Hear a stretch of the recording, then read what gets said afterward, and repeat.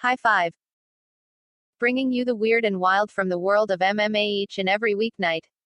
Welcome to Midnight Mania. Domestic violence allegations have been on the front page of MMA news far too often in the last few weeks. Obviously, it's always wise to think carefully before jumping to conclusions, but having a pair of UFC Hall of Famers arrested for domestic violence charges within weeks of one another, well, it's not a great look to say the least.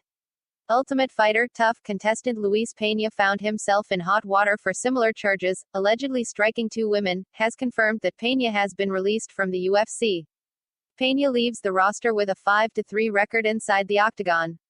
Following the conclusion of tonight's Contender Series bouts, UFC President Dana White was asked about Pena's situation and whether or not the thought process behind his release could be applied to Jon Jones.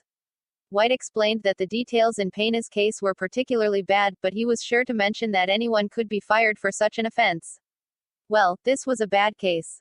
We knew that he had problems before that we were trying to help him with, and yeah, this is a nasty one, White began, before being questioned about Jones specifically.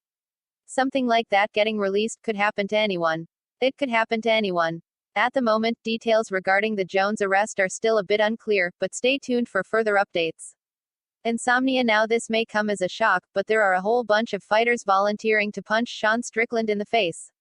Another day, another likely to be excellent bantamweight fight booking. You ever just look at a post on social media and think to yourself, this is bizarre behavior? The return of Guess the Fighter. An interesting list of matchups we missed out on, but I would argue that Fedor Emelianenko's famed missed opponent was Randy Couture, not Brock Lesnar. Block and return fire. I was never a huge Melvin Guillard fan back in the day, but it's real hard not to feel bad for him and other veterans in his position. Perhaps bare-knuckle boxing is not the best retirement plan. Slips, rips, and clips about as nasty a left hook knockout as you're ever likely to see. Circling into the spin makes for a painful connection. Liam Harrison chopped into another leg over the weekend. Random land. This bird is the stuff of nightmares. Midnight music. Earlier today, I checked out Frank Zappa's album Apostrophe in full for the first time. It both was very weird and jammed very hard, wouldn't expect much else. Sleep well, maniacs. More martial arts madness is always on the way. Punch the like button and kick the subscription bell.